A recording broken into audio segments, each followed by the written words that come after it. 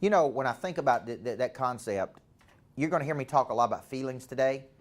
Just because feelings are real, that don't make them right. Everybody with me? And this is where a lot of people kind of fall off the wagon, is they let their feelings dictate their attitude and their actions. Okay?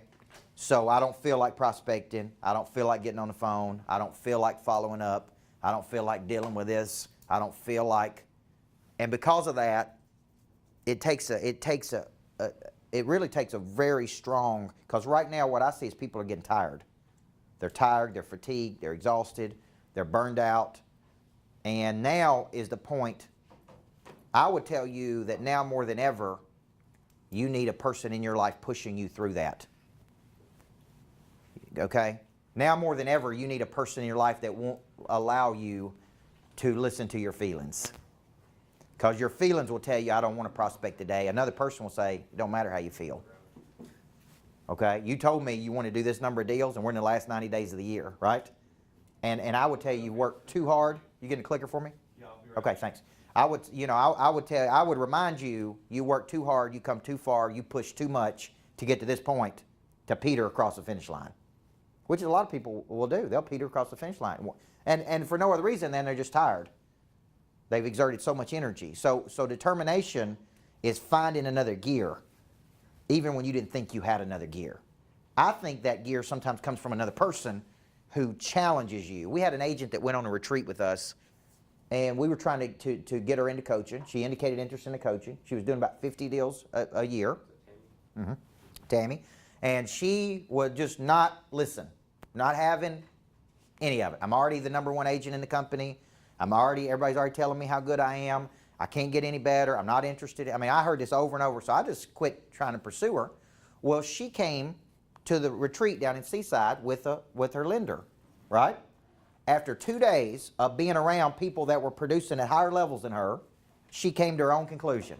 Man, I didn't even know there was another level for me to play at until I've been around these people. I didn't have to say one word to her about coaching. She came to me and said, how do I sign up?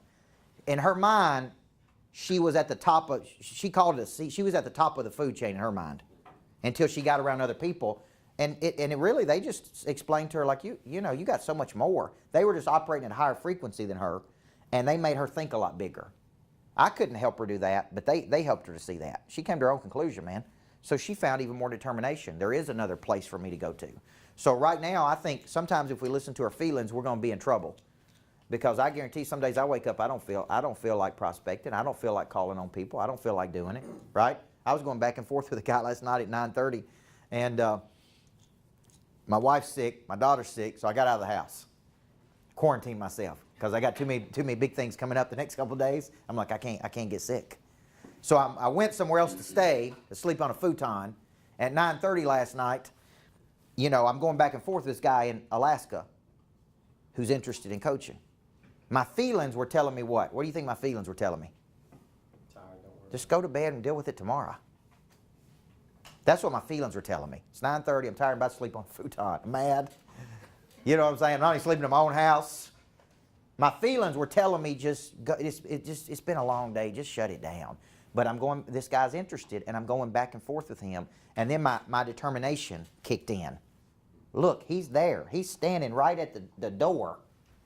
Right? Go on for the deal, man. And then my determination kicked in, and I just started, and he had a little bit of uncertainty, which is what we're going to talk about today. So because he had uncertainty, he was just hesitating. And he needed me to give him one more, come on, let's go, right? I'm selling you certainty. You come with me, you're going to be at a better place in the future than you are right now. Thank you, sir. Okay, so one more text, that's all it took. One more text, he's like, I'm in. I'm calling right now to sign up. He's in Alaska. You understand what I'm saying? But everything about me and my feelings and the kind of day I had was telling me just go on to bed, man. Just start over the next day. So this is where you really start separating out the serious professionals and people that are not that serious. Does that make sense? And the only way you build that determination is like working a muscle. You know what I'm saying? You work that muscle when you don't feel like it. Okay? Even when you don't feel like it, you work that muscle. And then when the time comes, you're going to have to exert that energy. Okay? So for you, you got to find a gear, and people are going to tell you got to find your why. You got to, they're going to give you a lot of psycho babble, and I'm not saying that that's not true, but at the end of the day, nobody can want it for you. You know what I'm saying? Like, I can't see your potential in you more than you see it. I can motivate you, I can inspire you, but at the end of the day, you got to say, by God, I'm going to go out there and claim dominion over this area of my life. That's what you got, and only you can make that decision. Okay? Because if I make it for you, here's the problem with that. When I'm not there, you fall off the wagon. See, if the only stimulant you have is me pushing you, when Coach Burt is not there, now it's back up to you again. And that's why I got to help you build the muscle, so you don't need me to be there every second with you. Follow me? Okay? That's good. All right, go ahead. Keep going. We're talking about just the one thing. Thank you.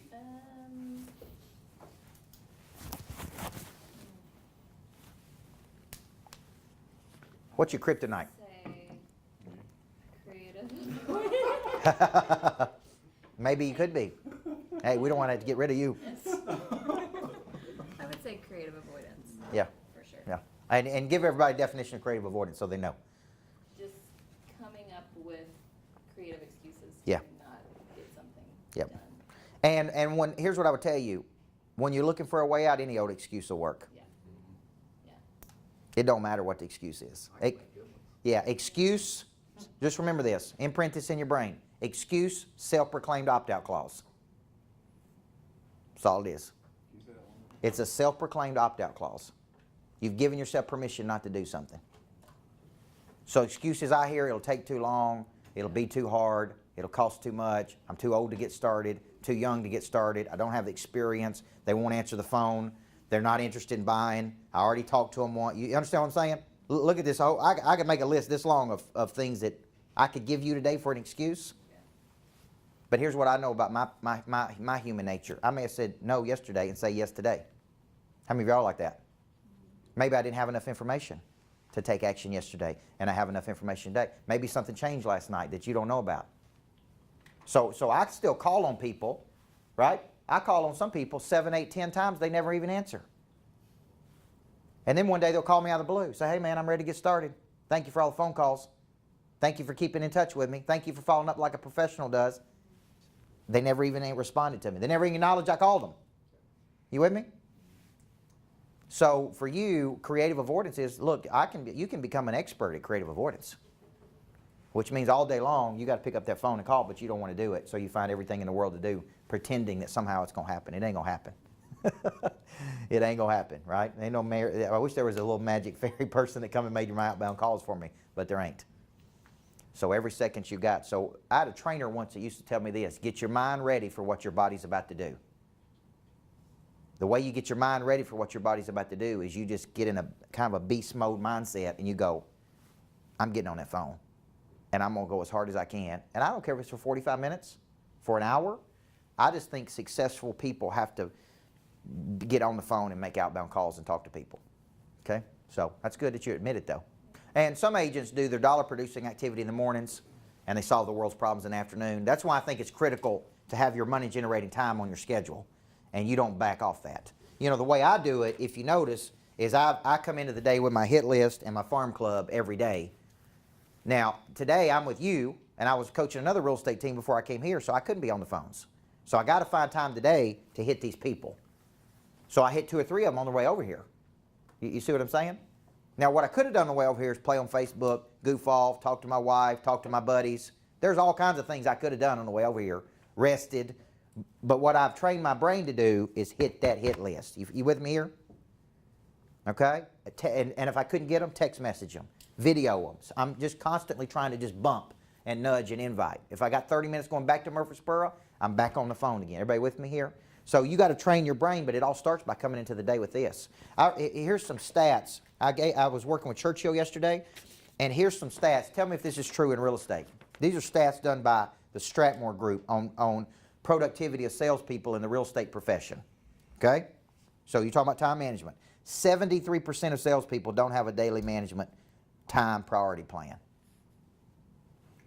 Okay? Now that is the lowest number of all the numbers I'm going to give you today. 73%. Because this is a bad list right here, okay? This is a bad list. So it's saying 73% of people don't come in today with any time management plan whatsoever. Okay? 94%, if they do have a plan, don't follow it. So they took time to, like, it'd be like me spending time last night doing this and not even looking at it today. So all right, let me ask you this question. So what's guiding me if I'm not following this? What's guiding me? My feelings. You see how I set myself up for trouble? If my feelings are guiding me, here's what I say. Well, I'd rather go get some coffee this morning versus make outbound calls. I'd rather talk to my buddy. I'd rather goof off. I'd rather take a nap. I'd rather do all these things except this. Okay? Here's another one. 91% don't have consistent month-over-month sales. So they're up, they're down, up, down. 87% have not received a commitment from their referral partners. So that means they think people are referring them, but they're really not. There's really no commitment back and forth. 82% do not have planning meetings with their partners, so they're not even spending time with their referral partners enough. Okay? 75% are not asking weekly lead generation questions or seeking referrals from their partners. 74% do not feel effective with their phone scripts and their calls. 78 don't feel effective with face-to-face. 84 don't feel comfortable with their presentation, listing presentations. And 70% do not feel comfortable with how they handle objection. So that actually is the lowest number, 70%. Now, think about those stats right there. Do you think that's pretty representative of the real estate market? I mean, it's a mortgage stat, but, I mean, I think, you know. It's all sales. Yeah, it's all sales. So if I came to you, Brian, and I said, look, we're going to go into the day with no plan, no strategy, no follow-up. Even if we do have a plan, we're not going to put it together. We're not going to implement it. Would you tell me that sounds like a good plan for success? So what I'm trying to do for you is give you a structure because we have a missing structure. So I say if you do these activities, hit list, farm club, top 25, net promoter, see what I'm saying? If you will work these activities every day, it's going to increase your probability of selling. Now, if you're getting leads that are coming in through your website, those are hit list leads. Those are like gifts. You understand what I'm saying? They're like, here, call these people. Imagine if you didn't have those. And it's like, wake up and call somebody. Self-generate your own leads. And you're like, well, who am I going to call on? Right? That's how I would sell. I would see all the leads I'm being given as a bonus. I'm going to self-generate my leads. Thank you for the other leads. Like here at Churchill. They're getting Ramsey leads. I would say I'm going to take my own leads, plus the Ramsey leads, plus the HBM leads. Right? And I've got a whole pond of stuff to just get up and work. And I'm going into it knowing probably only two out of these every 10 people I call on is going to work. I just don't know what two they are and how big they can be. Does that make sense? I've had leads that have come in that were a couple $100,000 leads. Then they were just regular internet leads.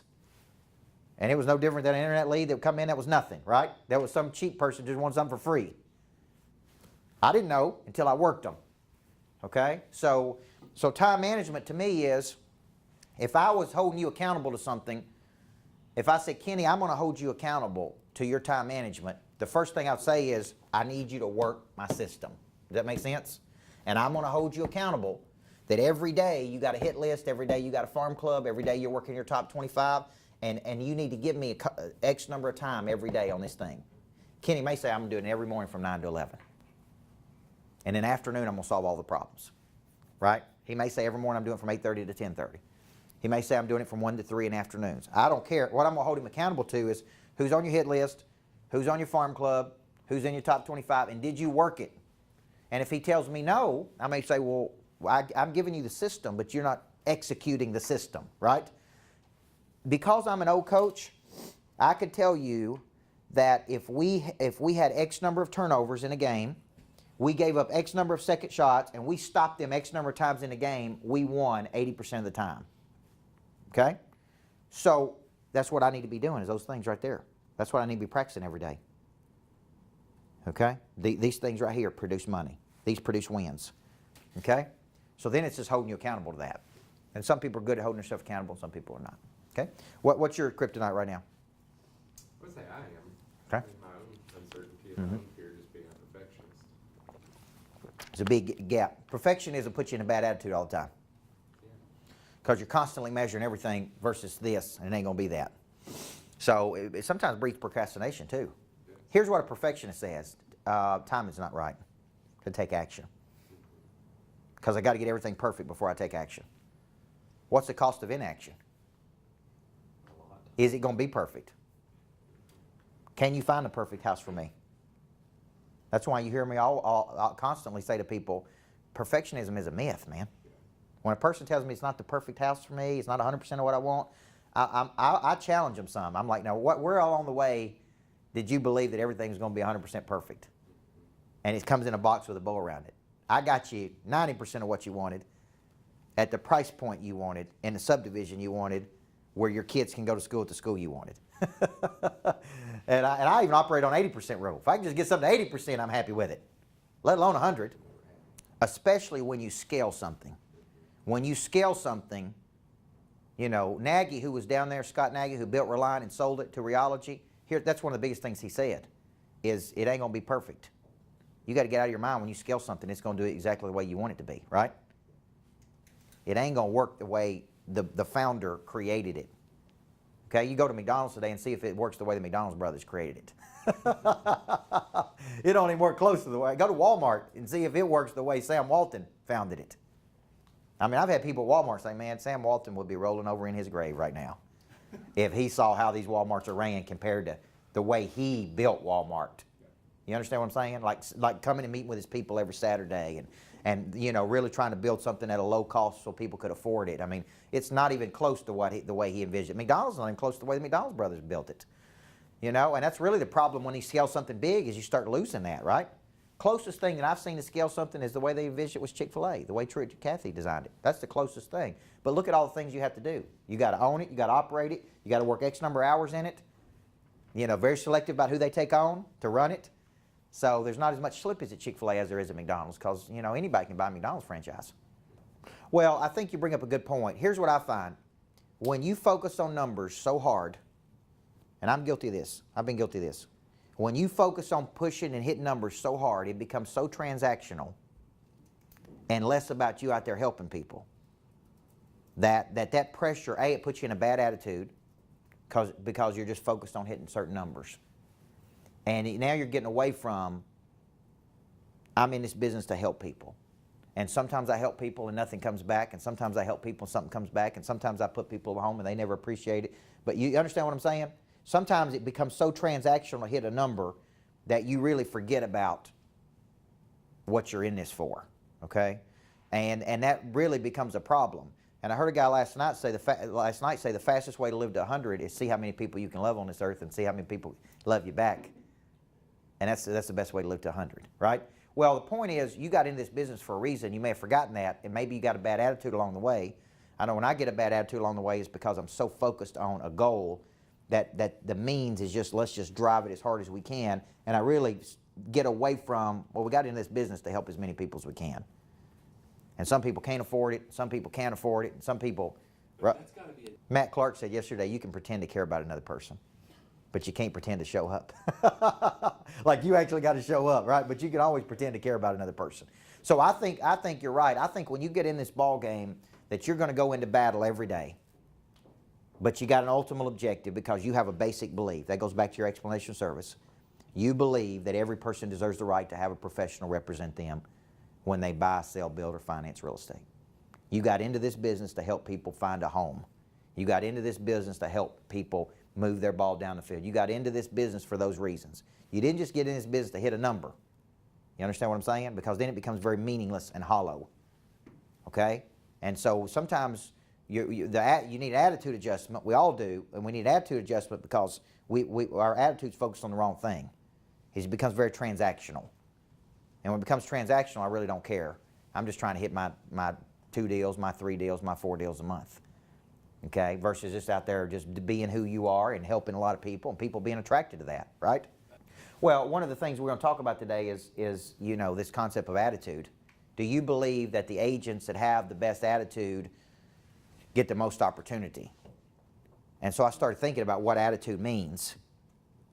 What does it mean to have a good attitude? Because how many times you woke up and said, I need attitude adjustment? My wife's told me I need it. Yeah. Maybe she's right. Right? Yeah, yeah. But you know, but the reality is when you get to a real high awareness Like I was on vacation last week, I had a terrible attitude the whole time. Terrible. Because you weren't hitting your goal. Because there were parts of my business that weren't functioning the way I wanted them to. Because I was still having to be involved in the sales process. I was still involved in operational things. So here was what happened to me. Here was my state last week. Agitated, irritated, frustrated. I'm not enjoying this at all. Now let me tell you, so after a week of this, I get home and I'm doing some self-reflection on myself. And I'm kind of asking, like, why did I have such a pitiful attitude? My business was causing my pitiful attitude. But here's the deal. You know how selfish that was on my part? Because everybody who was in that house with us, because we're vacationing with other families, they had to worry about me the whole time. What's wrong with you? Won't you have some fun? Can you loosen up? Won't you quit working? You understand what I'm saying? So see how selfish that is to have a bad attitude? They're worried about me. They couldn't enjoy themselves because they're trying to get me to enjoy myself. And for some reason, although I was on vacation, I couldn't shake out of this just pissy attitude. You understand what I'm saying? Exactly. And I'm a positive person. I read positive stuff. I write positive books. I mean, I'm a positive nature person, but man, I was just in such a funk last week that I couldn't shake out of it. And I didn't shake out of it until I got home from the vacation. And then I started dissecting why. Why am I in such a pissy mood? Because that's unusual for me. And then I started looking at, and I'm talking about what you're talking about here because I was radiating that out to the world. And here's what, people don't want to deal with pissy people, right? They got enough of their own issues to deal with. They definitely don't want to deal with somebody else that's got a bad attitude.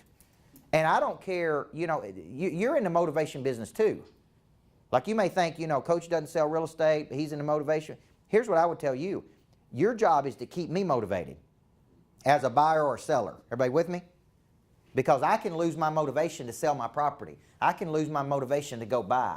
I can lose my motivation to take action. So you're actually in the motivation business too. You may not think of it that way, but I'm coming to you like, hey, tell me what to do. Give me some encouragement. Okay? So when I started looking at these things, here was why I was in a bad attitude. You mentioned perfectionism. I was growing at a 206% clip. Why am I so upset? Isn't this stupid?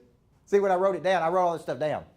Why am I in a bad attitude? The machine's not working like it's supposed to. I'm in it. Now this is a big one. I'm in an internal battle between what I believe and what I'm doing. Now what does that mean? That means I know I should be more compassionate. I know I want to build a better culture. I know I want to do all these things, but for some reason, the negative side of my personality is winning more than the positive side of my personality. Everybody with me here? And this internal fight is putting me in a bad state. It's like I tell myself, I'm going to go to work today, I'm going to be positive. I'm going to be a great boss. I'm going to build a great culture. I'm going to love all my people. I'm going to be more patient. Like this is what my mind is telling me. Then I get to work and it don't work and I'm like, what the hell's going on around here? You know what I mean? Then the very first thing, I'm like, negative. I'm like, what's wrong with you? You see what I'm saying? So what this is creating is a dissonance. And dissonance is where my brain is like confused because I'm telling myself I want to be positive and upbeat and have a good attitude, but I'm actually being negative. Okay? So that's creating this. So what's creating that? Stress. Where's the stress coming from? Expectation, perfectionism. My team's not responding like I would. Okay, I'm going to show you how to get over these in just a second. I can't get away from this monster I've created. You ever felt like that? I had a buddy that told me once, you're going to do all this stuff you practice, you're going to build such a big business, and then you're going to wake up and hate it. You're actually going to hate what you've created. I'm like, no. Never hate it. I don't care if it grows 1,000%. What you hate is that you can't get away from it. What you hate is how you've designed it. I begin to look at a way out, and this is what people start doing. How can I get out here? What can I do? What's my way out of this? So these things put me in a bad attitude. Now, when you think about you as an agent, what you're really selling me is your certainty and your attitude. Well, here's all definitions of attitude. Okay? Now, Kenny, you're gonna deal with this because you're trying to build a culture. Now, look at the first one. A settled way of thinking. Part of an attitude is a settled way of thinking. Like when I come into Riverdale, they had a losing culture. They'd never won. 30 years. So let me give you another word for settled, complacent. Let me give you, see, I study the meaning of words. Complacency is a gradual settling to a place of mediocrity. So I'm having a conversation this morning with a real estate agent. Here's what she said. I'm trying to get my husband in your coaching. I'm trying to get my husband in your coaching. But he really needs something. He's the number one guy in the company, but he's just bored. And he's always puts the numbers up. And I said, well, the problem is he don't need to be competing versus his peers. He needs to be competing versus his own potential. Who cares what the numbers say? You're telling me your husband's got a lot more potential, right? Yes, I am. But he's complacent now. And he's number one. What does he need to be competing? Forget the scoreboard. What he needs to be playing against is his own self. So one bad attitude comes because I've got a settled way of thinking and I'm not open to a new way of thinking. Jordan's scorecard. That's right. Jordan had 2 scorecards. I got a complacent way of thinking. So don't even bring, see that agent we took to Seaside had a complacent way of thinking. I'm already doing 50 deals. I can't get any better. I don't want any more. Then in 2 days, other people changed their mind. Matt, I'm not complacent anymore. There's a bigger, I could do 75 deals if I just thought a little bit bigger. So I got a settled way of thinking or feeling, okay? I got a position of the body. This is part of my attitude, is my body is showing you I got a bad attitude, right? And because my body's showing you got a bad attitude, then here's the deal. Man, I just can't, I got enough problems to deal with on my own. I can't, you know, we found out at the retreat when we spent a long time with people, 60% of the people that went down there with us, and the only reason I'm telling you this is because we spent long periods of time with people, locked up in a house with them. 60% of the people, their biggest issue was not professional, it was personal problems. That was what was really holding them back. It was something going on in their personal deal that was affecting their mindset, which had put them in a bad attitude state. Does that make sense? And by the way, coincidentally, if you think it's money related, it's not. We had people at the retreat making $2-3 million, and they were still unhappy. Every person. How do you separate the two? You don't. But that's what we did because we did these long interviews and we talked to people like one-to-one for a long time. And then we cross-reference, like, what did you find? Well, what really the problem is this person's got a bad attitude because something's going on in their personal life that they're dragging to work with them every day. And like I said, we had people earning more than $2 million a year down there that were still dissatisfied with where they were compared to where they wanted to go. So every person's trying to transition and money didn't matter. It's like, I'm here and I'd like to be here. I'm here and I'm sick of being here. I'd like to be here. I'm here and I'm tired of being here. I'm burnt out. That's what I was going to ask you. If you've been doing it for a long time, how do you fight that off? How do you fight off burnout? And we focus on those negatives a lot more than the positives. Yeah. And just remember, selling is you're only looking for people who are looking for you. You only want to work, and you're making a good point because this concept of fighting is if you're fighting everything, you're a hammer and everything's a nail. It's exhausting. You're a hammer and everything's a nail. And everything's a fight, and everything's a chip on your shoulder, and everything's something I got to prove. And sometimes there's other means and methods to get there. It's not always confrontational and adversarial with each other. And that's a good way to say it. I think it's about helping them get clarity. See, I'm going to show you in a minute. The reason I have uncertainty and fear is because maybe you as a sales professional have not done a good enough job explaining to me what my options are. Right? And because you haven't explained to me enough, I'm kind of ignorant to my potential. Let me give you a good example. I own a rental property and the person in there wanted to buy the property. But she believed that she had to put 20% down and she didn't have 20% down. So I had one conversation with her and she said, I'd love to buy this property. I know you want to sell it, but I can't buy it because I can't put 20% down. I said, well, let me put you with an experienced loan professional and there may be ways you can put 5% down or 10% down. Right? Well, she didn't know. She was ignorant to the fact. Well, as soon as I gave her more information, she's like, well, man, I'm in. But I didn't know that, right? So I think overcoming, her objection was I can't, right? I don't have 20%. It's because she didn't have enough information. Everybody follow me here? Right. Are you open to it? Yeah. It's good. Well, let's think about this. These are all definitions of attitude. Okay? And I just want you to sometimes have a conversation with yourself when you find yourself in a bad attitude state. And more importantly, ask yourself what's putting you in that bad attitude. Okay? Because it's going to be hard for you to sell effectively. I see selling as partnering. I'm feeling a missing structure for you. You have a missing structure, right? It's like 2 secrets. I got a secret, you got a secret. If you keep that secret to yourself, you're never going to get to the next level. But if we partner and I put my secret with your secret, you can play at a much higher level. You've got a missing structure, and I'm going to fill that missing structure. Okay? All right, now let's go back to that concept. You didn't give me your kryptonite. Well, what you're lying to yourself about is that it's enough people in your pipeline. Is because it don't matter. Here's how many agents I hear say, well, I'm banging on one big deal. This comes through when I get this deal, and they were kind of putting all of their eggs in that one basket. If that doesn't come through, they're in trouble, right? Well, you don't need that one egg. You need 10 eggs, because 4 of those eggs ain't gonna work out, right? Your biggest problem is your pipeline's not full enough.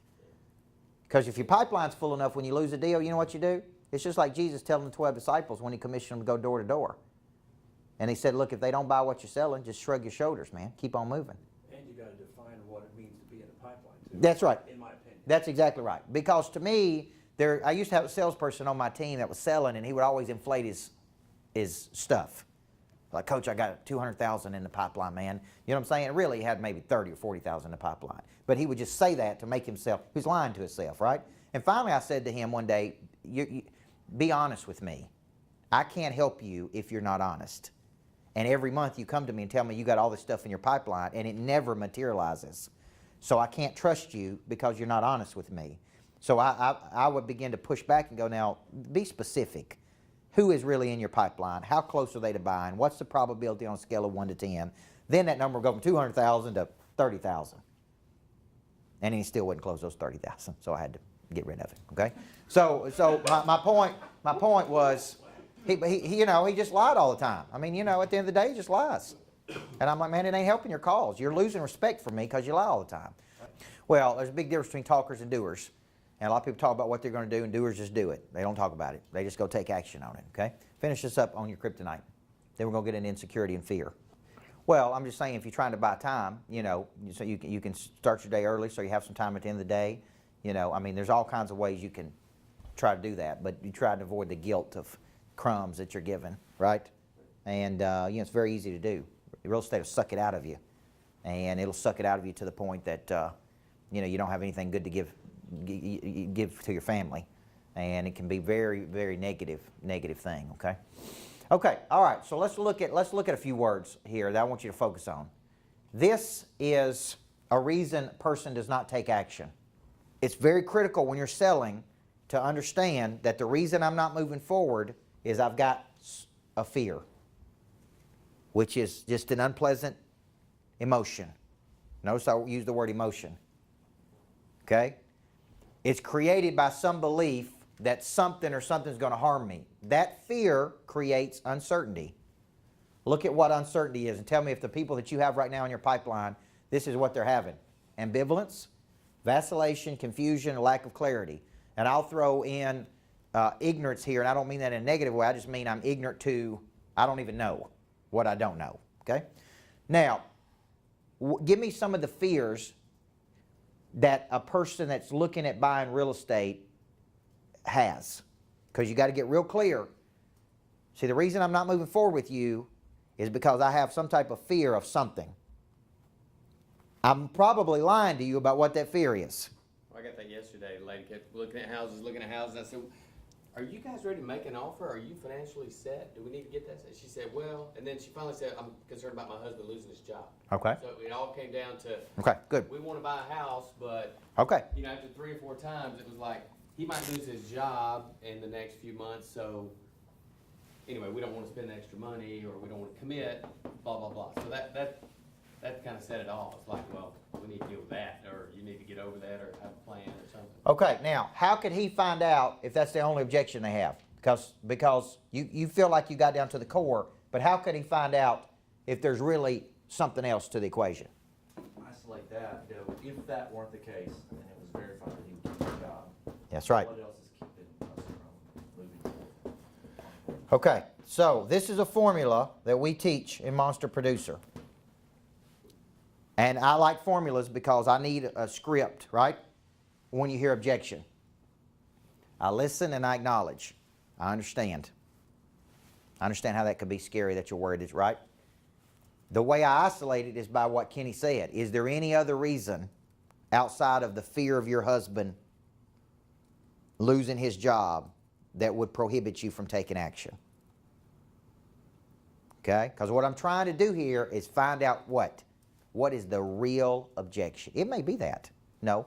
If she tells you no, there's no other reason except this one. Then now I know, right, that is the true objection. Okay?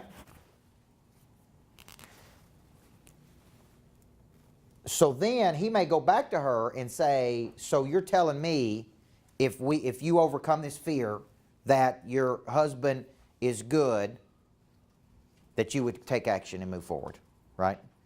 And they're going to say yes or no. Now, depending on how much certainty you have as an agent, is you could actually challenge them. Now, based on what you said earlier about having a misinterpretation for many years of overcoming objection, I don't want anybody to have a misinterpretation of challenging a person. Let's use another word, reframing. Reframing is I just want you to think. Is there any other reason outside of this that would prohibit you from taking action other than the fear of your... no, there's no other reason. Great. Let me just give you a little bit more information, right? And the information may be, okay, so what's my real fear? He loses his job and I can't afford it. So how do you overcome that? I mean, he's an engineer. I mean, there's a big demand for jobs. I mean, I don't know why he'd have any problem getting another job. I mean, you know. Okay, no, all right, but that's on him. How do you overcome the fear? What reassurance can you give me if I lose my job? What can I do to get out of this? Well, There you go.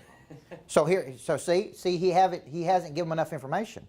So that uncertainty, what he could go back and say, I understand, right? Well, my initial thought was it's an advantage. Hey, he's got a job, he can qualify. If he loses his job, you guys can't move. Okay. I mean, I don't know. I'm not saying that's wrong. I'm not saying that's wrong. But when you get down in here and you challenge his thinking, you may say, look, I get it. I completely understand. Is there any other reason other than this one that keep you? No, that's the only reason.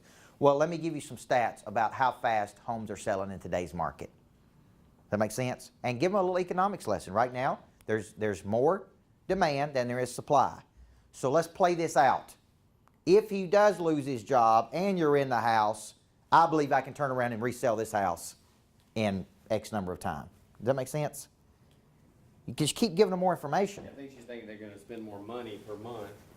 So then we narrow it down maybe, okay, if it's $200 a month, is that really going to break the bank No. if that happens? I mean, So reduce it to the ridiculous. Okay? So you're telling me living in the current house you live in is more important to you than having this house. For $200 more a month, listen, I annualize everything. For just $2,400 more a year, you could have this house versus the house you're in. Is it more important for you to stay in that house or come to this house? Well, but I'm still worried about my husband. So what could you say to that? I'm still worried about my husband losing his job because now I got a $200 payment. Fear. Is that fear and uncertainty? Yes or no? Absolutely. Yeah. So here's the deal. How do you overcome fear and uncertainty? You give them more information. You keep feeding them. How do you feed a kid vegetables? A little spoon feed at a time, right? You go back to them and you say, okay, let's play that out. Let's play that out. If y'all were to take this, increase your payment by $200, number one, and throw a little something in. Hey, $200 is you not eating out 1 or 2 times a month at Longhorn. That's what I always say. Would you give up one night at Longhorn with the whole family to have this house of your dreams? You know what I always say? Of course I would. That's $200 right there. Right? But let's play that out. That's a fear of yours. Let's say you do get in this job, you do increase your payment by $200, and he does lose his job. Worst case scenario is we do what? We turn around and sell it. Do you see any other way to overcome that? Because isn't that his real fear? Wouldn't you say that? That's what I would say. Worst case scenario, let's take it to the extreme. Worst case scenario, we'll put you in this job, your husband loses his job, and you're freaked out because you don't have the money. Listen, houses are selling in this market in less than, right? We'll just turn around and sell that puppy. Okay? Let me give you another jet. But we love the house we're in right now. How do you challenge them? Well, if you loved it that much, we wouldn't be looking at this one, right? See, challenging is just reframing. Challenges is reframing. See, you got your mindset on something, and because I'm a professional, I'm going to reframe how you think. Okay? I'm going to reframe how you think. Okay? And when you really see, here's what I'm going to give you. I'm going to give you certainty, because that's what you're lacking. How do I become certain of something? Information. The first thing I have to do is be confident that you have my best interest in heart. Right. Period. Or if if I put myself in your hands, I'm in good hands. When I'm with you, I feel better about me. See, the reason you can't give me certainty is you ain't got certainty. You ever been around a person that's really good at what he or she does? They have a level of certainty about them. So when you're with them, it's like, man, they're so confident. Okay. That and energy were a commodity. That's exactly right. So what I'm giving you is a level of certainty, and what you're selling is a level of certainty. I have a level of certainty. If you do get out of the house you're in, and we put you in another one, and worst case scenario, your husband loses it, we're just going to turn around and sell that house. We're selling houses today in less than 5 days, whatever the mark is, right? Does that help you make a decision? And they may go, it's all I needed to hear. How many times have you said something to a person, they go, it's all I need to hear. I just need to hear from you, right? Because you're the expert. So here's where I'm going to get. Here's what I want to get across to you. Mastery is boring.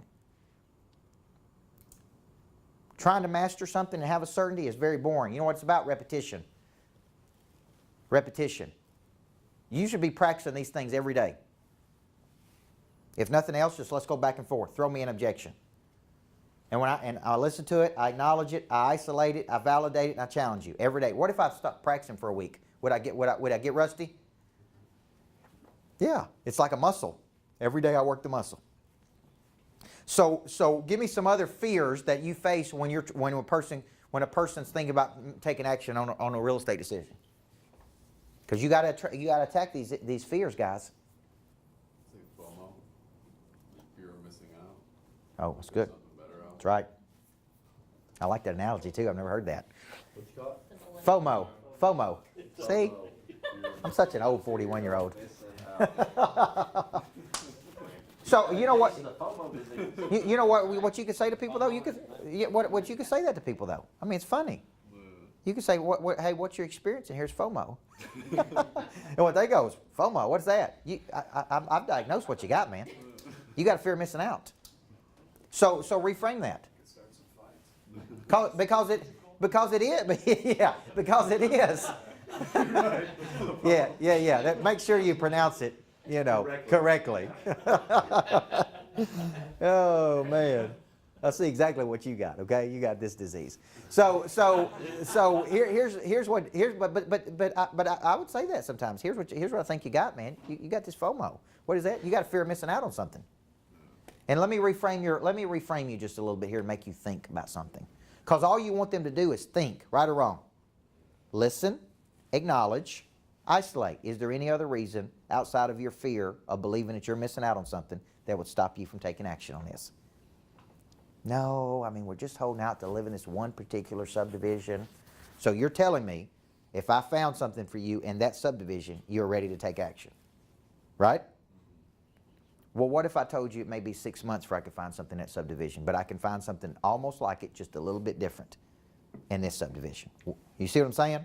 Now, see, it's like, what is the martial art? Kenny, you were a police officer, right? I don't know if it's got anything to do with martial arts. What is it? Verbal judo? Okay, yeah, it's like judo. Where you're playing, I want you to think of selling like they're coming at you and you're coming, it's like you're coming back. You understand what I'm saying? It's like, come back at me. Go back and forth with me.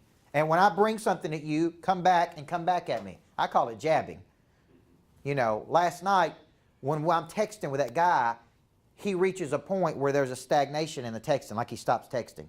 I'm in, and then all of a sudden I'm just... Now, my feelings told me, let's just deal with it tomorrow. My mind said, go back again. So you know what I said? I can sense that you've got some fear.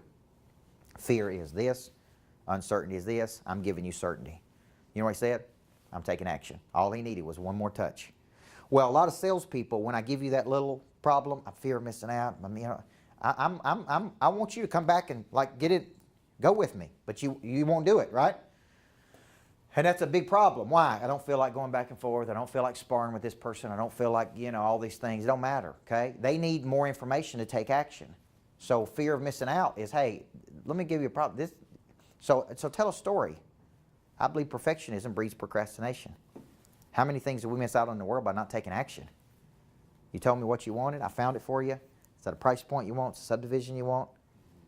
You see what I'm saying? We're going to miss out on this opportunity right in front of our face. And I would tell a story. I remember a time when I missed out on a huge opportunity that's sitting right in front of my face because I didn't take action on it. I still got regret to this day. So how would you feel if I came back to you a week from now and this opportunity in front of your face was gone? What if I called you tomorrow and told you? How would you feel? All because we're waiting on some magical opportunity over it to happen. Don't you think a good agent should play pitch and catch with people like this? So Kenny, why don't people do that? Why don't people do all that stuff I'm talking about right here? Why do they just give in so easily? Because it may take me 7 touches, by the way, to get to that. It may take me coming back at you 6 or 7 times to get you to find out what it is your real problem is. I think it may be tunnel vision. They're not willing to stop just for a second, broad the visual to go, oh, here's the real problem. And Andy's good at going, well, tell me a little bit more about that. Yeah. He's good at digging in another layer. And really, he tries to go 3 deep. And it's amazing how it works if you'll just, well, tell me some more about that. Now, why is that the problem? Yeah. And just start breaking down there. But we're looking for, hey, I got to capture something today, kill Yeah. something, Yeah, drive yeah, it yeah. home, and I'm focused, Yeah. and you're not ready. And I'm going to spin my wheels showing you crap, and you're never going to pull the trigger on something, you know. Yep. So we sometimes, I sometimes get a little too laser focused. which is Well, a and this- strength and a weakness all at the same time. This market is breeding that, though. This market is breeding people believing it's a one-call close. And it's a myth. It's a myth. You got to get out of your mind. That's a FOMO right there because, look, it ain't reality for you to believe every time you answer the phone somebody's going to spend $300,000 or $400,000 and buy a house today. There is a process that has to go on. They have not seen enough to make a decision. So just remember, you can't give me certainty unless you got certainty. Okay? So when you're meeting that objection, I would tell you, if you don't master this formula right here, it's going to cost you some money. Oh, that's what I'm. Please, you go ahead. Oh no, I'm just trying to get more deals, but I want to spend my time wisely. So if I can qualify them better, and zero in on, are they really ready to make the decision about the job or whatever? You know, is that going to hold them up, or is there something else that no matter what I do, show them 50 houses, you know, waste my time? I've got to, you know, I only have so much time. Like we're saying, hey, I need to hit the bullseye as much as I can. I can't be, you know. That's right. Wasting time on losers in a sense. So So what doing question this could you? Yeah, what question could you ask? Yeah, I just find out, you know, why aren't you making a decision? Why, you know, will you do this? Will you do that? If we find the home, are you ready to make an offer? That's Are right. you ready to make a decision? On a scale of 1 to 10, where are you today? Well, I'm at a 6. What do I need to coach you on to get you from a 6 to ready to take action? There's another question. Yeah. Too, and that is, what would be important to you about getting a house? Yeah. Tell me about that. And let them talk. That's what Kenny was talking about.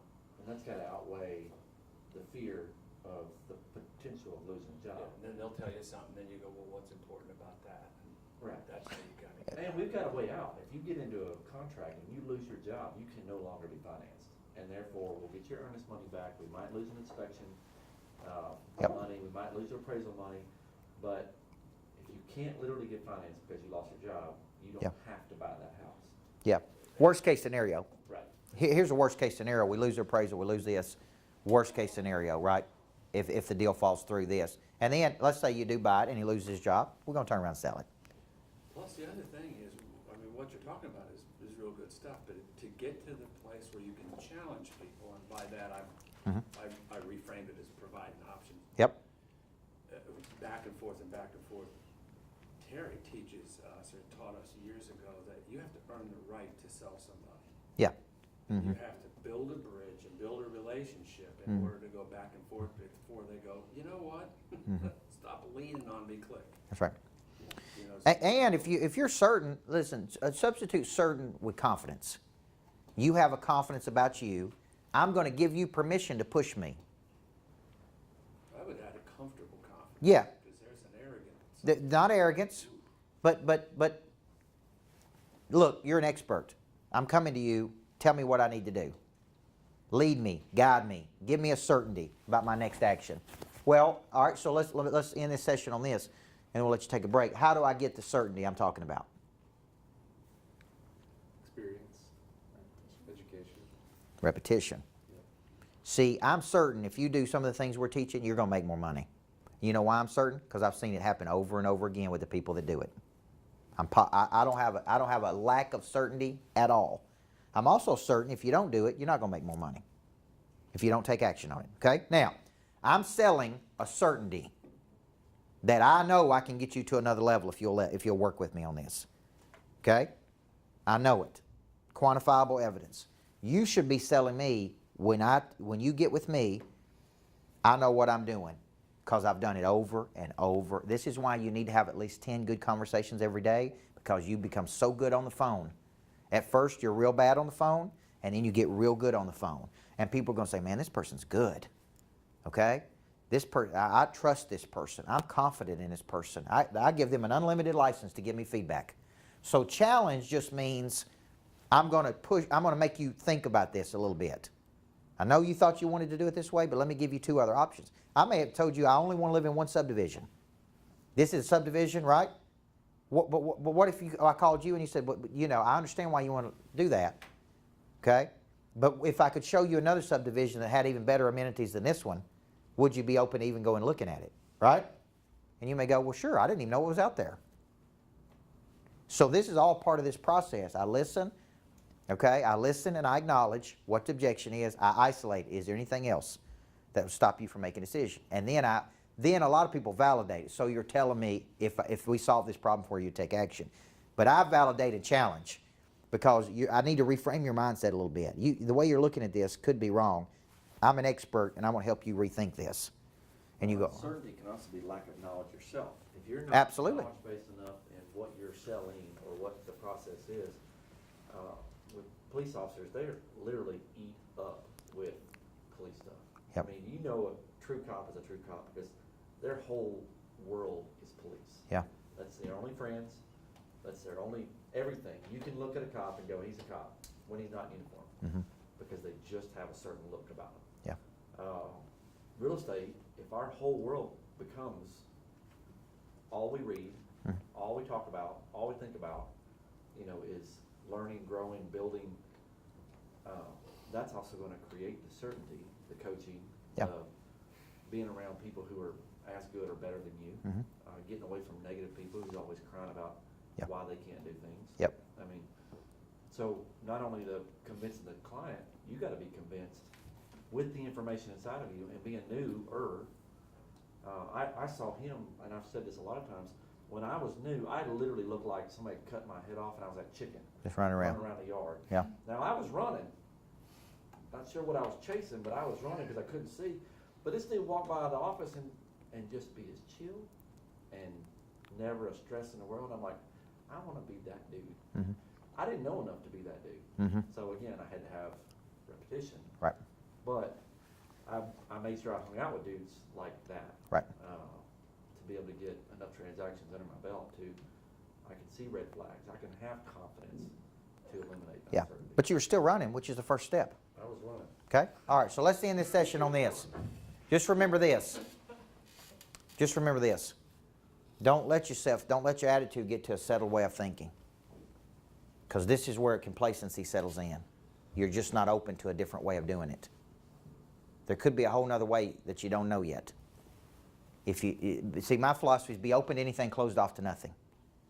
Don't be closed-minded. Don't be narrow-minded. Be open. Be flexible in thought. Okay? Now, we're going to take a break here, and when we come back, we're going to move into the 90-day burn concept. And what that is specific actions that you can take over the last 90 days of the year to increase the probability of selling something. Okay? And you can pick and choose which of these things work for you and which ones don't. But I'm going to show you how to stimulate your own economy the last 90 days of the year. Okay? So let's take a short break, and then we'll come on back. All right, so let me ask you this. Jim, here's my objection. Timing's not right. Love the house. Interested. Wife loves it. But the timing is just not right. Use my formula. Come back at me. So I understand that you feel that right now is not a good time, so you acknowledge it. Mm-hmm. what about right now is not a good time? Okay. All right. Or you could say, is there any other reason outside of timing? The way you isolate it, Okay, you're not quite ready to challenge me yet. okay, Isolate to figure out if that's a real issue. Is there any other reason? okay. So besides timing, is there any other reason that you don't think right now is a good time to buy? No, I've just got a lot going on, and I'm just not sure that this is the direction we want to take. All right. Now you're ready for what? Challenge it, reframe it. Okay. I would acknowledge that one. So now we got two objections. Okay. And start over. Yep. And if it There you was- go. If the timing was right and Yep. you didn't have this on your plate, Yeah. is there any other reason?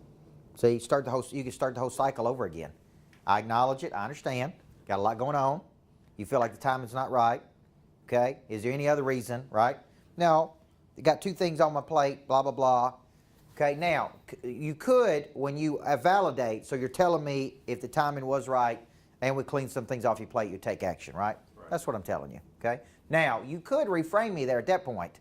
I always tell a story about timing. I always say I believe that time is never right to take action.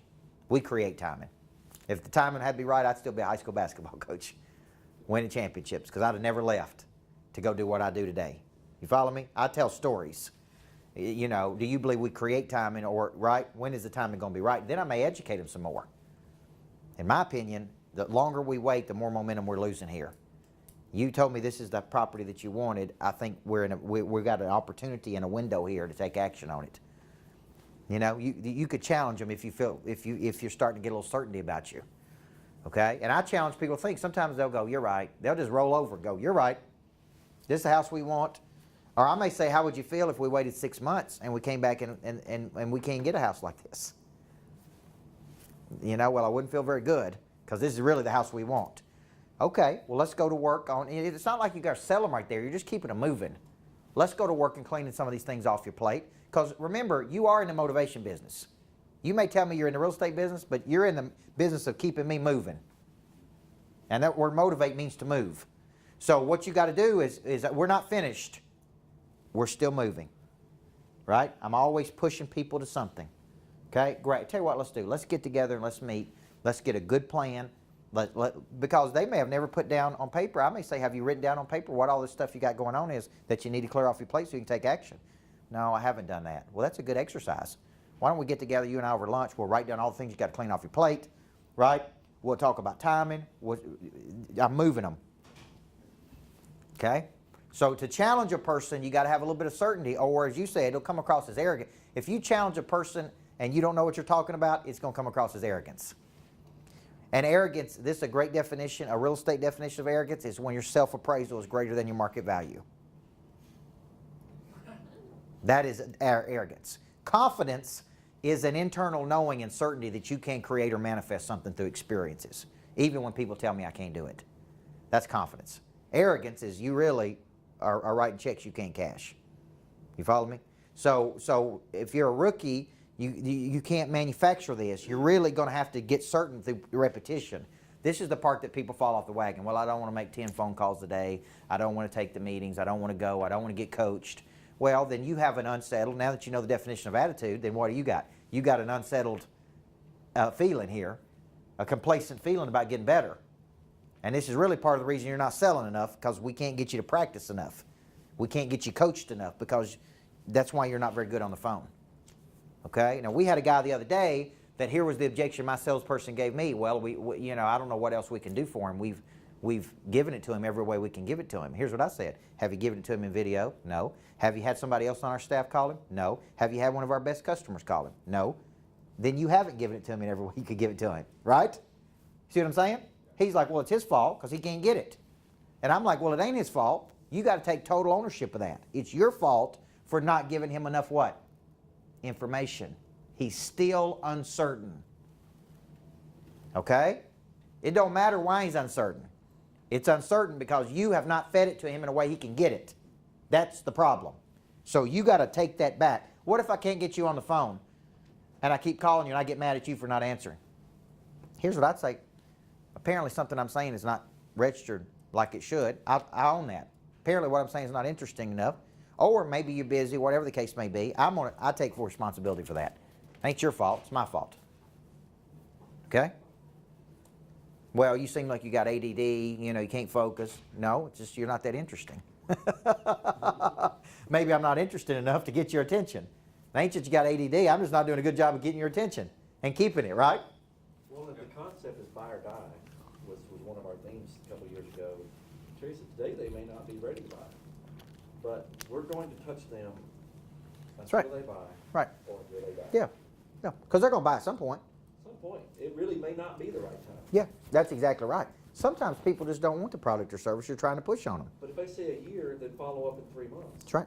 You're Because getting a head start on that year. things can change. Right. Happens frequently. Things can change, guys. So that's not a no. It's more of a not today. I remember, this is an example of a feeling. I remember looking at the house I live in now, which is clearly better than the house I used to live in, okay? But I had a personal attachment to my old house because I designed it before I was married, okay? I remember sitting on my back patio going, man, I love this house, I love this house. I can't even imagine leaving this house. And it took my real estate agent come along going, I get it, I understand why you have an attachment to this house. You designed it. But it is clear, I understand why you can't see that the house you're moving into is 1,000,000 times better than this house. And you know what I said? You know what I said? You're right, it is. That's all I needed. Need somebody else to come along and tell me that. But I was so emotionally attached to that old house that my feelings were overriding my logic.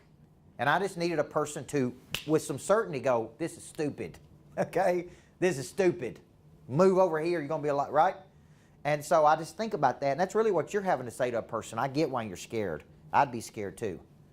I'm identifying with where you're scared because I've been right there where you've been before, right? But let me tell you how I'm going to get you a little bit more certain about this, is I'm going to give you more information until you're ready to take action. Okay, I think you can go back and tell the person that's on the fence right now it's about her husband. If you just give more information and take it all the way take it all the way to the end and say worst case scenario, right? Worst case scenario, we buy it and we turn around and sell it for you. I mean, that's, you know, I get, right? But here's the best case scenario. You move out of the house you're in into this house and you absolutely love it. And your husband doesn't lose his job. And it's the best decision you ever made. See what I'm saying? That's your job as the agent to give me that certainty. Okay? All right, let's shift here to this 90-day burn concept. Now, if I told you that you come to me and said, look, if Jim comes to me and says, look, I want to get in better shape, and I told you, well, Jim, you got to commit 5 days a week, you got to get in the gym 2 hours a day, and I need you to commit for 1 year. What would Jim say? Man, this is a big commitment here. This isn't a good time. Right? Yeah, there you go. Now I start hearing all that. Jim, I understand. Is there any other reason outside of timing that's stopping you from moving forward? Okay? But what if I said to him, there's something real important coming up in the future, and just what I need you to do is I need you to focus for 90 days. Jim, you give me a couple days a week, hour, not for 90 days, and man, I can get you in much better shape. Does that sound like something you could do? Yes. Right? And you're like, yes. Okay, now, this is the concept of the 90-day burn. It is that over the last 10 years, I've been coaching a lot of real estate people, and around this time, I begin hearing, let's call them excuses. Maybe there's truth to it. I don't want to discount this. But I would ask you, do you believe that people's economies, personal economies, typically drop off in the last 90 days of the year? Is it true or is it fiction? Kenny, what would you say? Is it true that the real estate market slows down in the last 90 days, or is it something that we bought from so many people saying it? Best month we ever had was December 2 years ago. Okay. Now, here's what I think. Remember me teaching you guys about the neocortex, and the neocortex makes decisions when it's relaxed? The brain makes decisions when it's relaxed? Here, I'm most likely to buy real estate when I'm relaxed. And typically when I'm relaxed is when nobody's needs coaching. Holidays, weekends. You understand what I'm saying here? So I could see me on Thanksgiving weekend telling my wife, after we've eaten a bunch of turkey and we're bored out of our minds and everybody's about to strangle each other, I could see me telling my wife, hey, let's get in the car and go look at some real estate. Let's just ride around in a relaxed state. Oh, we see this, we like it. My theory is people make big decisions when they're relaxed, when they're not having to work, when they can be at home, when they could, you're right, and they got a couple days off. So my theory is during the holidays, we think, well, during the holidays people start shopping in November, and I can tell you for all the men in the room, I guarantee you that ain't how the men work. Men, December 23rd, they're on Amazon trying to get something shipped overnight to come in the next day. It's like my wife bought me a bunch of stuff and I didn't buy her anything, and now it's the 23rd and I got Prime and I need it delivered tomorrow morning, right? I went to my wife last year and I said, I think I haven't, I said, let's get on Amazon and buy you some more things for Christmas, because I don't think I've properly bought enough for you compared to what you bought me. Does that make sense? That's how men think, okay? It's the 18th, it's the 19th, I got 3 more days. A lot of people, it's a myth to think people start shopping in November and they just shop all the way through December. Some people may, but here's what I want you thinking. You got to get out of your mind, if you're dependent on the economy and it's cyclical, you're taking your future and putting it in somebody else's hands. Yes or no? So I use a phrase all the time: never allow another person to stand between you and your destiny. When you're taking your own economy and you're saying, well, real estate's slow the last 90 days of the year, so I'm going to relax, take it easy, nobody's buying any houses. What I want to do is kind of stimulate my own economy. I want to be sure that we got opportunity here, okay? And the way I'm going to stimulate that economy is by taking action, okay? So the 90-day burn is just a concentrated cycle. It's an accelerated time where we're pulling multiple levers to try to stimulate our own economy. It's a time to build momentum going into the new year. That's what the 90-day burn is. So let's put it into a sales cycle concept. So here's different facets of our selling system. And what we're doing is we're going, here's a menu, here's all of the things that I could do to generate my own economy. And it's only a matter of what you're willing to commit to. You may say, I'll commit to all of it. I'll do every single thing Coach Burt's teaching. But if you were taking the selling system we've been teaching you, and you said, I'm going to pull every lever I got the last 90 days, here's what it could look like. Number one, this is kind of what my strategy. When I come into a day, I try to call 5 of my current clients a day. I don't always get to 5, but that's my goal. I try to contact 5 of my current clients a day. Now, when I say script and value, I always say, I may ask them a question. What's the biggest frustration you got right now? How's it going? How can I help you? And I just draw some type of association with them and create value. Okay? It's not just, hey, I'm just checking in on you. Okay? Number 2, I try to call 5 potential new clients on my hit list. Okay? Now, the hit list can come from direct to consumer. I'm trying to help a person. It could come from a current client to ask for a referral.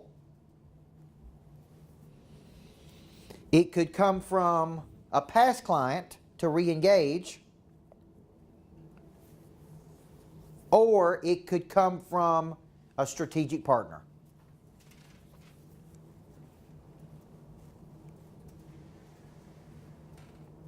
Okay? So every day I'm trying to just call on 5 new people. 5 new people. Okay? Every day. All right, here's what else I'm doing. I'm making 5 calls out to those people in my farm club and a commitment to go 7 touches with the people who have indicated interest. So the farm club represents what? What's the difference in the hit list and the farm club? I think farm club's more your sphere of influence. Mm-hmm. The people that know you and that you know and that you're already working a relationship with versus hit list is they've got some kind of interest. I already know it. I'm going to try to. Okay. So I want you to think a hit list is I'm calling on new money. I want you to think of farm club as they've indicated some type of interest in working with you. See, I could call on Kenny. I don't know if he wants to work with me or not, right? Until I have a conversation with him. That's why that 8-point script is critical. I'm calling out. Hey, this is Coach Burt, calling from Michael Burt Enterprises. Is this a good time to talk? Let me tell you the purpose of this call. Michael Brown mentioned you the other day. build some banter. Just got to ask you a few questions. Frame it up. Hey, if this sounds good, let's take a meeting with each other. See what I'm saying? Hit list. New money. Your leads that are coming in through your online platform, those are hit list leads. You don't know if they're good. Like I was talking to a young kid out here a minute ago. He works the Ramsey leads here. He said, all I do all day long is call the Ramsey leads. And I said, out of the Ramsey leads, which ones, how many materialize? He said about 2 out of every 10, about 20% of those leads. And all he does every day is call new ones and follow up with old ones. You follow me? I guarantee you there's people at different companies that have got 6,000, 7,000 leads that had never been called. They've definitely never been called more than 2 times. You follow me? They're there, okay, but nobody's working them for whatever reasons. Okay? So the farm club to me is, hey, you've indicated interest, and I need to cultivate, I need to give you some more information because there's something that's holding you back from taking action. Hadn't seen enough, got a fear, got some uncertainty. So think about today, just thinking about this today, how many of you have people in your pipeline that are not taking action? And after today, you know, hey, I just got to go back and give them some more information. Right? Or I got to give it to them in a new way. Right? So when that guy on my sales team said that we've given it to him every way we can give it, he's not getting it, I said, well, let me shoot a video. So I just pulled my phone up and shot him a short video. Hey, I know you got some fear and uncertainty. I understand. Right? But what's the cost of inaction? Last 90 days of the year, let's get your people going. Let's get them motivated. Let's get it. You see what I'm saying? Then I give it to him in a video. Then I may say, well, you're an insurance guy. Let me put you in touch with the top insurance guy we got in the program and let you talk to him for a few minutes. See how this has helped him. See how I keep going to find that uncertainty? I'm keep digging in, okay? So if you just did this, let's say let's say you call out for 2 times. Let's say you call out for 2 hours a day. You're committed to that, right? Hour and a half. Okay, you're committed to an hour and a half a day of call outs, okay? You say, well, who am I calling on? You could use this formula. Look, but see, I'm calling different segments. I'm not calling the same segmentation. I'm not just calling leads. I'm calling fancy damn. I'm calling new people. Kenny, where would these people come from? Just the flat out new people. Would it be incoming leads? Now, I could call on my sphere of influence, like I met you, so I call you and have a conversation with you about real estate, but you've got incoming leads pretty much every day, yes? Okay? Round robin of leads coming in. All right, so just new. I don't know if you qualify or not. I don't know if you're crazy or not. I don't know if I want to work with you or not. I don't know until I do what? Call you and talk to you. Okay? Now, once I call you and talk to you, so I'm working on 5 of those a day, new people. And listen, you may not be a good fit for me. Right? It may not work between you and I, and that's okay, because there's 7 billion people on the planet. Okay? Then I'm calling on people that are interested. I call that the farm club. I'm calling 5 of these a day. These people have some type of fear, or they have not seen enough to take action. They have indicated interest. These are the people I'm going 7 touches on, and I will pull out everything I got to pull out. Video, audio, text message, Facebook message. Have somebody call them. But here's the number one problem. I got some fear, man. And until I give them a little bit of certainty, sometimes it's 1 phone call. I've got people on my team that can work somebody 7 times, and I get on the phone with them 1 time, and they go, I'm in. Let's go. I just want to talk to you. You see what I'm saying? So here would be the question. Why, if I have that kind of certainty, why can't I give that to my salespeople and they have that kind of certainty? Because if I could, they wouldn't need me. Everybody follow me? That's just the way. So sometimes they need to hear it from somebody else, though. They need another confirmation. They need a second person. Now, then I'm calling on 5 current people, my current clients. What am I asking those current clients? How am I asking for the referral? Is what I'm doing for you. Help. If this has been valuable for you, who else do I need to be helping? Oh, well, I got 5 people you need to be helping.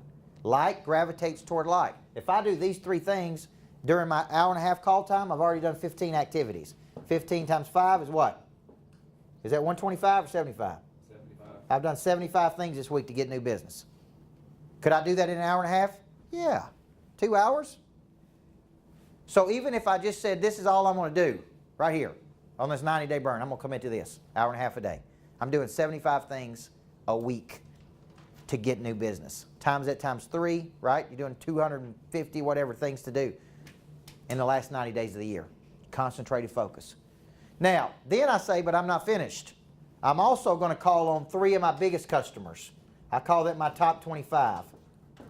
I'm going to call on 3 of those every day, add value, spend some time with, love on, try to help. Right? Okay? Now look at the activity I've got last 90 days. Now tell me what's currently missing out of this plan in your plan. What's currently missing out of these things? If you're looking at your plan right now, what's the missing structure so far? Just by looking at this burn. Showcase. Okay? All right, now what is a showcase? Our seminar, Entertainment, education. All right, so what are y'all doing this Saturday? the nightmare on the Sun. Is that a showcase event? Yes. Yes. Give me another example of showcase. Education, entertainment, edutainment. Those are 3 showcases. Give me another example. We do a happy hour. Happy hour? We're trying to get that more consistent, but we've talked about a monthly happy hour. We go to a new place in Nashville, invite somebody from our top 25. Everybody invites 3 to 5 people. Okay. A movie event in March usually. We're always looking for reasons to call our people. So if we provide events, it gives us a reason to call. Just, hey, just see if you're available next Thursday. I want to spend an hour with you, introduce you to a couple of people. That's right. You know, something like that. So it's not, hey, you ready to buy a house yet? Ready to buy a house yet? It's an easy Ready to buy a call, house yet? easy push. Soft touch. Okay.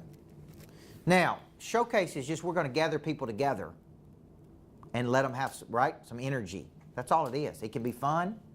It can be education. It can be entertainment. But why would we do that? Why are we trying to do these things? Bring people together. Have a reason to follow up with them. Exchange energy with each other. Right? That's all it is. And okay. So remember this.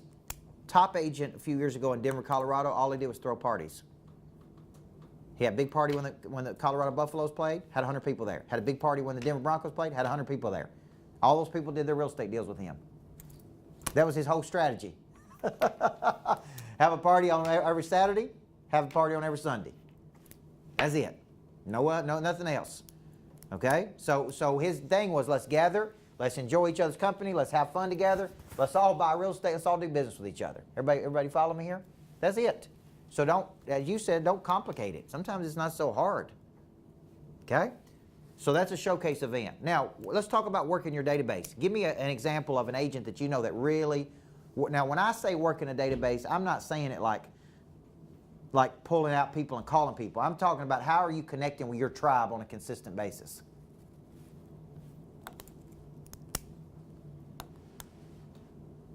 Are you saying for us personally? Yeah. Well, I recently got a membership to Topgolf, so every Monday, Tuesday, I'll go out there and say, hey, let's go out, let's go hit some balls, have some fun, have some drinks. Good. And that's it. Is it working? It is. All right, good. So how often do you communicate with your database? How many people are in there and how often do you communicate with them? In my own personal sphere? Yep.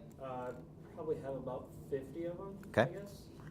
People that I'm, I guess, constantly in contact with, probably about 15. Okay. Let's say I indicated interest and you were the lead. Let's say I indicated interest in a property in Nashville that I wanted to Airbnb. Let's just say. We don't know what's going to go on with Airbnb, but that don't matter right now, okay? Let's say you got the lead at your team. I ended up in your database, okay? Let's say you and I went and looked at a property, but I didn't make a buying decision that day. How often do I hear from you?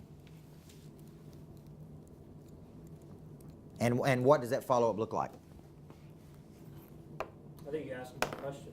Say, I understand you're not interested now. Would it be good if I followed up with you in a week or two?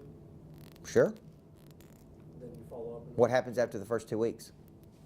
Same. I do the same thing personally. I call them after 6 months. Hey, you're not ready right now. You want to be? I'll touch base with you in 3 months. So say, make it 4 months, make it 6 months, whatever. All right, so let me say this. What if the objection is there's too much uncertainty right now about what's going on with Airbnb? Now, keep looking. Look on down the list. I'm looking for a reason to call out to my sphere. Get information on it, Yeah, Okay. and then there's a council let meeting them know. coming up. There you go. There's, So, this blog just posted this, there you go.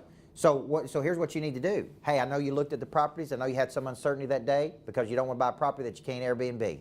Metro Council met this week. Here's what happened. Here, I wrote a blog on this, establishing me as an expert that I want you to read. Click on this link and do it. That's a reason. See, here's what I do that I think people did. I'm looking for a reason to call out to all my people. I don't care what the reason is. You could take that to every person that indicated interest in investing. Hey, Metro Council met. Here's what they said. Here's my interpretation of it. Here's what I think is going to happen in the Nashville market. That's a reason to reach out. Okay?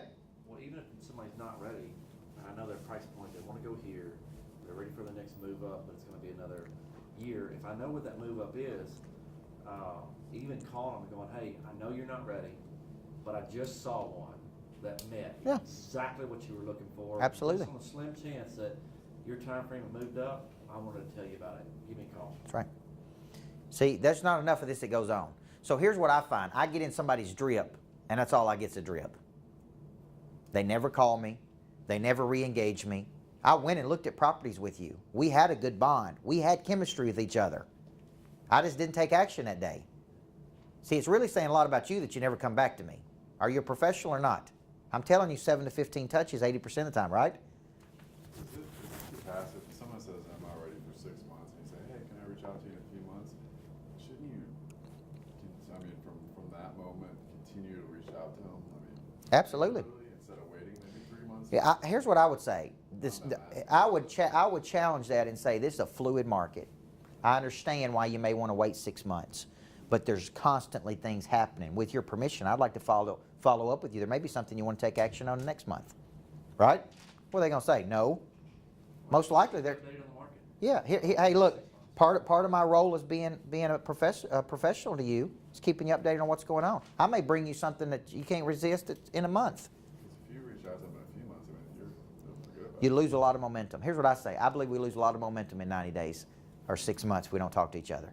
What I'd like to do is stay in your life, monitor your needs, send you different things, right? They need more information. So if I'm doing this, reason to call out, that's a perfect reason to call out to your sphere. So what I'm saying is those 50 people in your sphere, you need constantly to be pushing them, sending something to them, inviting them to something, being involved with them, updating them, where they see you as a single source. Imagine having 5,000 in there, 10,000, 15,000.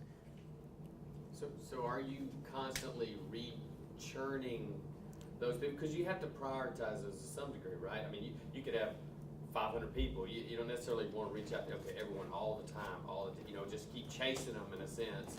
Yeah. Do you I'm- kind of see it as you got to, 75 a week, But yeah, then you're that's gonna right. cycle through You're that. going to cycle through them. you're Plus, going to somewhat throw some out. yeah, absolutely. People that But don't here's the use deal. it. I don't necessarily throw anybody out of my database. I just send indirect things. So I write a blog, or I send out a video, or I say this. I never know what's going to trigger something in your mind. So I keep you in there, and then I separate out who I need to be actually calling on and not calling on. But I still want as many people in my database as I can get. Okay? Now, increase social media. So I made an increase in video. I made a decision to increase more video, increase my social. I made a commitment to write a blog every single week and push out. Look at all this stuff we could be doing the last 90 days of the year. Right? All I'm doing is putting these into subgroups, and I'm saying, you create this much action, there's no way in the world it can't increase the probability of you selling something. You follow me? Okay? There comes a time when winter asks what you did all spring and summer. There comes a time when winter asks what you did all spring and summer. Okay? Without fail, if you'll do, when I've done this, what I've discovered about winter is that sellers are serious. Uh-huh. Because if their house is on the market during the holidays, Uh-huh. they're serious, because the ones that are less so, they pull it off for Christmas. The buyers that are out looking at cold weather are damn serious. Mm-hmm. And the other part of it is that I find that 80% of the agents just fade away. Yeah. And I've had good winters for 10 years. Yep. And even if it's not the best winter I've ever had. When it comes spring, the phone starts ringing. Yep, that's right. We're ready. There comes a time when winter asks what you did all spring and summer. You catch me in the dead of winter in Tennessee, you could sell me a place in Clearwater, Florida, I guarantee you. As much as I hate cold weather, you catch me on the right day, and I'm like, I'm in. Let's buy it today. Because every winter, I hate the cold of Tennessee. I hate it. So I'm always looking for somewhere to go, right? So, but you don't know that unless you stay involved in my life, okay? Does anybody have any questions? Okay? Now, today is the last day we're going to meet as a group, okay, with your team. If you would like to go forward with coaching and be in our Monster Producer Coaching Program, then all I need to know from you, because this is a very critical time of the year. We're teaching 90-day burn. We're teaching all these things. You're around successful people, other like-minded people. Then what you just need to do is indicate and let me know that you want to keep going. And Kenny and Tara are willing to help with that, right? They're willing to help you with that if you're willing to continue to move forward with that, okay? So I teach classes. If you've not come to Monster, you're in Monster, you're coming to Monster. I teach it Cool Springs, Murfreesboro, Nashville. And I teach it once a month. And it's an hour and a half coaching program. You'll be in there with 30 or 40 people. There, you can talk to Jim, right? I always afraid I'm going to mispronounce your name. Esam. You could talk to Esam. You could talk to Jim. You could ask them what kind of people are in there. They're very progressive, like-minded people that are hungry to grow and get better, okay? And so if that's something you want to do, then you just need to let us know so we can keep you moving, okay? You're coming to the Nashville. Per week of you, 4-week cycle. Yeah, it's basically a lot, because I do 2 booster sessions. I do a 30-minute on Tuesday, a 30-minute on Thursday, where you log in and you can watch it. So there's a little accountability sessions. Then you get the live session. I'm about to go back and teach a session this afternoon. We give all the monsters the Michael Burt School of Speaking, Coaching, and Training to help you get better at speaking and your message. So there's a lot of things that we give you in a monthly cycle as part of being a monster producer, okay? And that's kind of part of what we're trying to do, is get you in a forward posture, okay? But if you're interested in that, let's not waste time. Let's get you in there. Let's get you up and get you in class, and let's get you moving, okay? Is there anybody in this group that think they'd like to move forward with that? Okay, I know you already told me that, okay? So just let me know if you're interested in that. Now, here's the uncertainty. Here's what I would tell you. If it's $3.99 a month and they're willing to meet you on that, then just think about, is your potential worth this? And what kind of certainty do you get when you're coached month after month after month after month? And how much better are you when you're coached month after month after month and you're working that muscle month after month after month, okay? So I always tell people it's one closing a year. I mean that's really all you're investing in yourself. And if you don't sell more than one house in a year as a result of being coached by me, I'll give every bit of your money back. You understand what I'm saying? Does it pay for all 3? Like Murfreesboro, Cool Springs? Pays for all of them. I go to every one of them. When you get in Monster, you get access to all of it. So you could come to Murfreesboro, Cool Springs, Nashville. You can come to Nashville, whatever you want to do. But it's basically like a membership where I offer all these things every month. Accountability sessions Tuesday, Thursday, Monsters Live. You get all of that as part of the deal, and then it's up to you just to come and get engaged with it. And ours, Murfreesboro, Cool Springs, are all 3 different? 3 different, well, it's the same content, but I kind of vary it. So I teach it in, like I'm teaching in Cool Springs tomorrow first, and then when I teach it on Friday, I'll teach it a little, I'll say, this is what I like, didn't like, I'll change it some. By the time I teach it in Nashville the 3rd week, it's a little bit different, but it's the same concept. This month we're doing Inside the Mind of a Monster. How does a monster producer think? How do they take actions that other people won't take? How do they take risk? How do they bounce back? And then I'll do a variation of, like, how do they attack these 90-day burn type concepts, okay? And so Cool Springs is tomorrow. Nashville is next Wednesday. Murfreesboro is on Friday, okay? So just know that. Don't miss this month if it's something you think you want to do and you want to get in on, okay? I thought of Esam's Kryptonite, and you did a great session a couple months ago called, is it No Crumbs? Yeah. Where you don't take crumbs to your family. Yeah. Did you see that? I don't feel like I'm taking crumbs to them. I just. Well, no, it's not that. Yeah. It's just Come on, you loser. Come on, man, give it up. it's called Monster Balance. Yeah, yeah. Yeah. Yeah, but listen, balance means everything in its correct proportion. Yeah. Not exactly crumbs, man. Terrible father. Yeah, hey, terrible. Hey, get that on video, Jack, so we can push it out to the world. I'm on the phone. Okay? All right, guys, thank you very much, okay? Thank you very much. Have a great day.